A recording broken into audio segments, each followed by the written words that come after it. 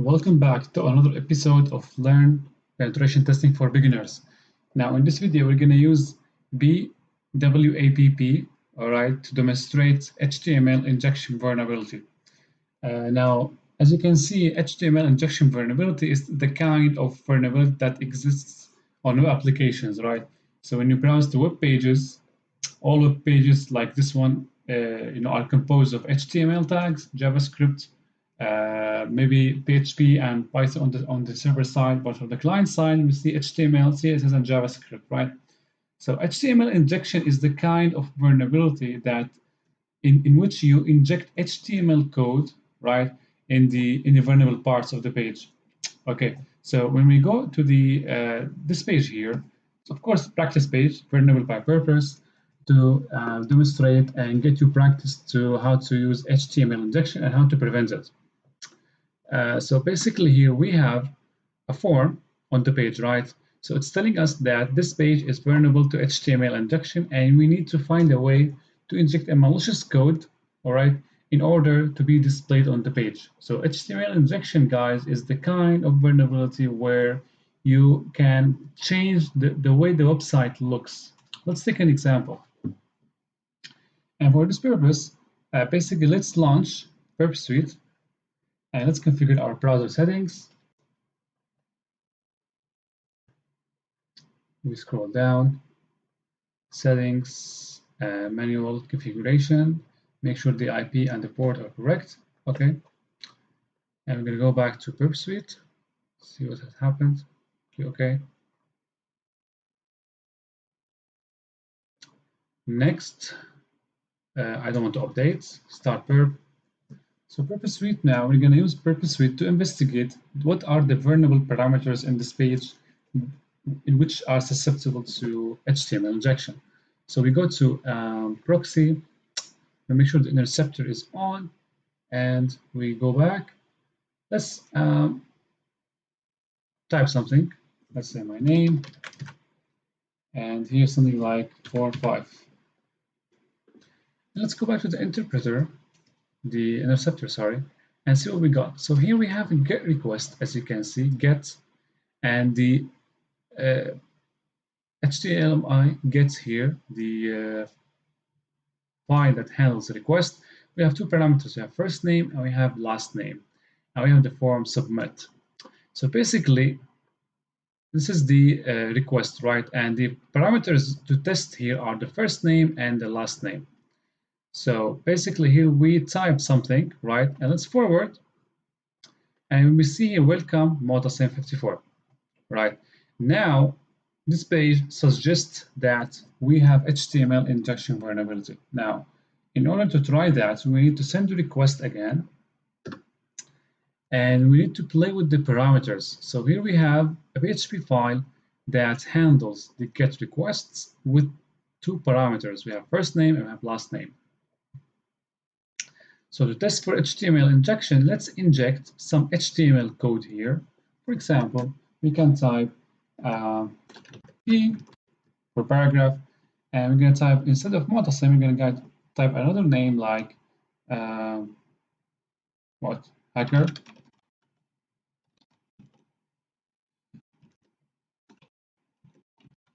Okay, let's test out this parameter first and forward.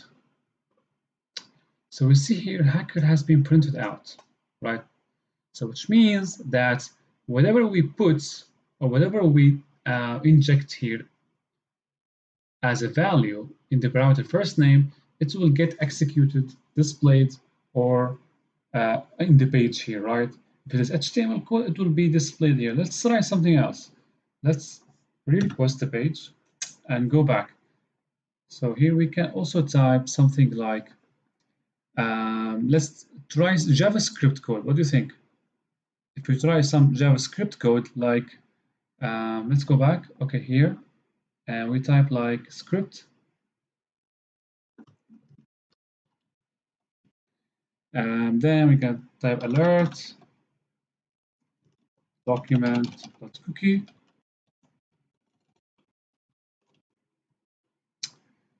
and yep, let's close the script.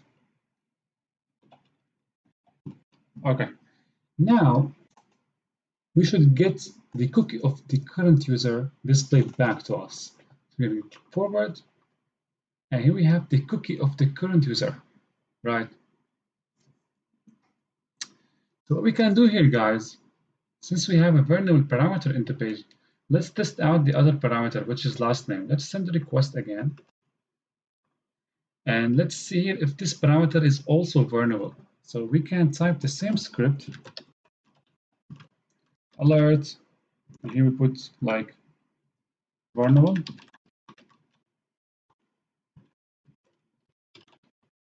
And let's test out this parameter, forward, vulnerable. So we got these two parameters, first name and last name, vulnerable to HTML injection attack. So what we can do here, the practical a part of that comes into reality. We need to establish reverse shell to our machine. So let's go back and split the machine vertically. So let's put two listeners, right? 3434, and let's put another one, 3435. I'm going to tell you later why I chose two listeners. Let's go back to the page. And now let's enter.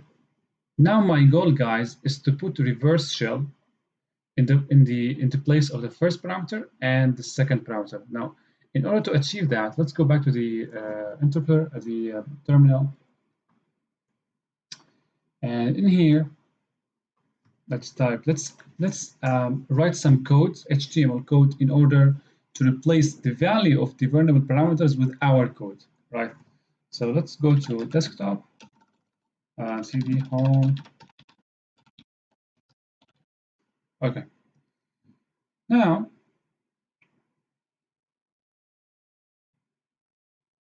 let's put this like that, widen that a bit. Okay. Nano, here, HTML, injection, let's say HTML, right? Okay. So here, we're not going to write the full HTML code, right? We're going to write part of it. So first, let's assume that we want, let's go back. So it's asking first name, last name, right? What if we put some kind of login form or the credit card form? So whenever a user or unsuspecting user navigates to our specially crafted URL, right, and submits the user first name, last name, the credit card details, username, the password, all of these data will be sent back to our listener. So we can get the URL, send it to anyone else, right? And they will what? They will click on the URL and we will receive all their details, right? Okay.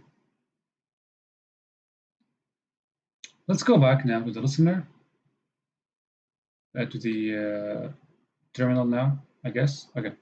Let's write some login form. So we can type, for example, h2 login dash h2. Okay. Now this is the start of the login form, right? Let's now code the form. So form action equal. So here we type the URL, okay, or the IP, the URL of our server, of our attacking machine. In our case, it is HTTP 192.168.1.7, and we are listening on port 3434, right? I'm going to come back to this port on the right later. Method. The method here should be post. Why? Because we are retrieving the data from the user, right? So it should be post, and we close. Now let's put some labels. Let's say label. Okay. And here we put something like for equal login. And here we put, let's say, login in, please. Or let's put please here. And here we only put login. Okay. Label. And after that, we're gonna end or shift to a new line. Okay. And the next thing, let's craft the input field, right, in which the user will submit their information, and we will grab this info on our listener. So basically, the input needs to be type, text, and then the ID should be login, I guess. Yes, since we have login above. Okay, and then name equal login, and we don't have something else. We're gonna shift a new line. Okay. Now here, as you can see, guys, first we started the title of the login using the h2 tags, and in the second line here, we establish or we create the form, right? The HTML or the form looks like this. In any form, like this, right? It starts with the keyword form, okay? And then the action here starts with my IP address and the port I am listening to, right? It could be any URL. And here post, it means that the data or any subsequent data, right? It will be posted to my URL listening on this port. Now here we put some labels using the tag P, and down there we put the input field. Now everything in this line, okay, translates to this, right? So this is this field. We can create this field with the input tag, right? Okay. Now let's put now some label for the password field. Label for equal pass, and then let's close the label. And after that, we're going to click password. But first, we need to put the ID. Did I put in the first label here? I didn't put the IP, I guess. Okay. All right. No problem. We can here put password for now. And this is the label for the password input field. And then we're going to close the label and shift to new line. Okay, now we're gonna create the input field like we did for the login. Username, we're gonna put here for the password. Now, one thing we can modify, guys. Oh, sorry. Okay. One thing we can modify is the characters or the words, right? So here instead of login, for example, we can type something like username, password, whatever. All right. Let's go down, and here we create the input for the password. Type equal text. Oh, no, password, should be password. Why password? If we put text here, whatever the user writes in the field, it will be displayed back to the screen. When we put password, or when we type password, everything we write in the password field will be in the form of asterisks, right? It will not be shown to the end user. Okay. Now ID, okay. ID equal pass, and after that name equal pass P.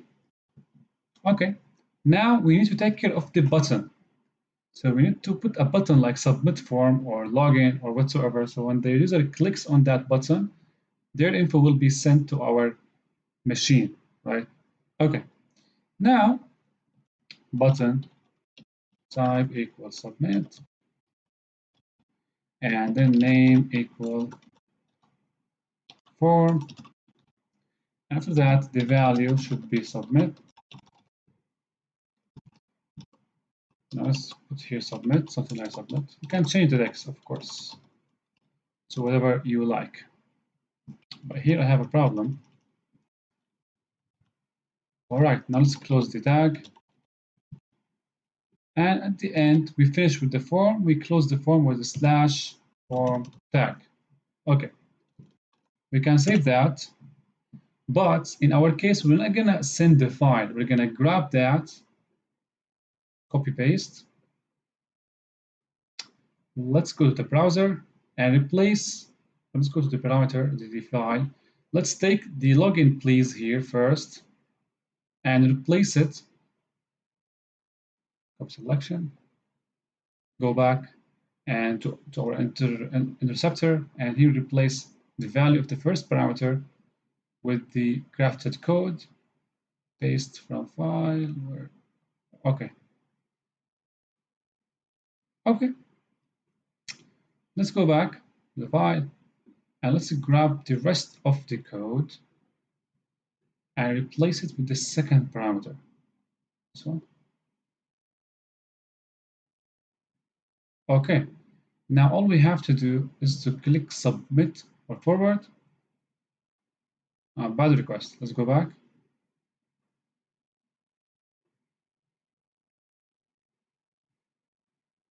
Um, on.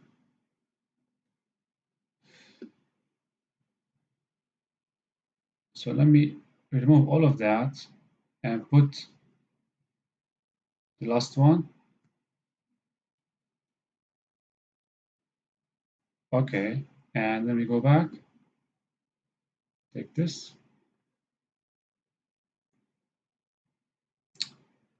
Here we have the first name value.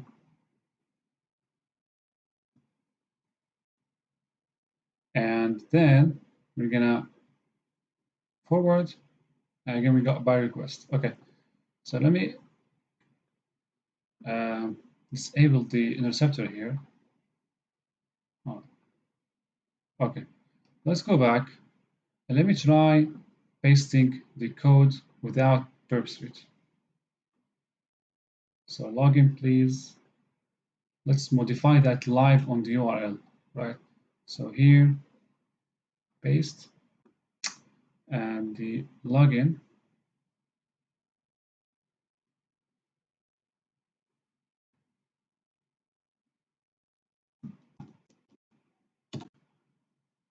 Okay.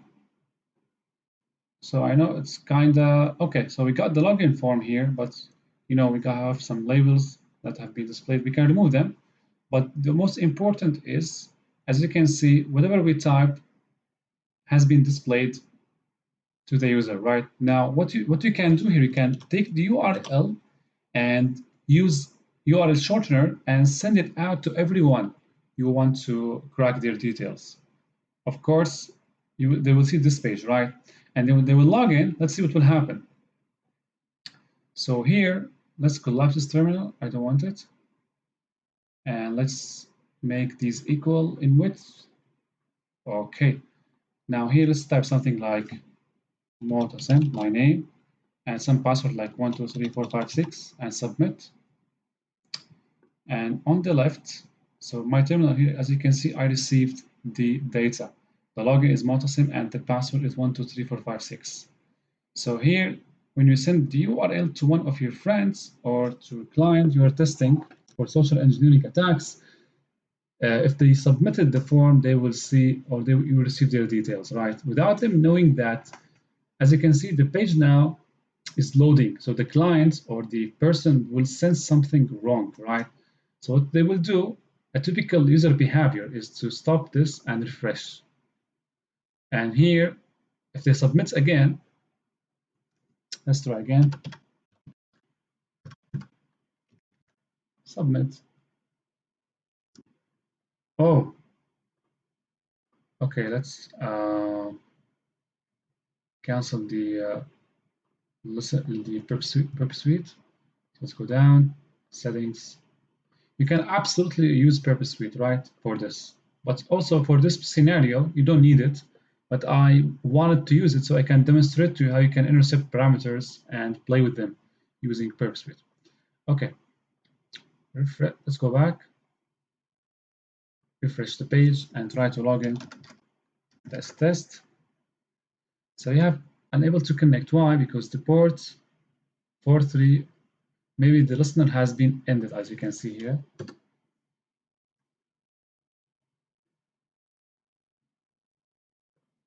Let's go back and examine the code again.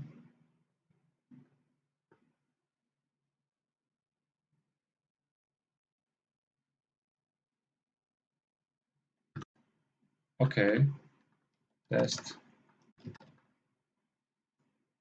So maybe it connects one time only, right?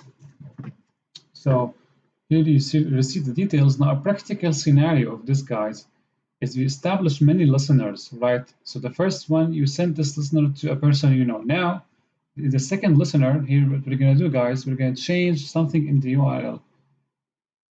So here, instead of 3434, we have an active listener running. So you can replace 34 with 5, hit enter, test, test. So we receive another details, right? So test and test.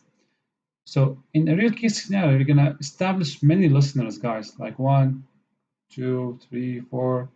All of this, the terminal will be filled with listeners. And for every listener, you got a URL. You send it to your target. Okay, that's it for today. I hope this was helpful and see you in the next video.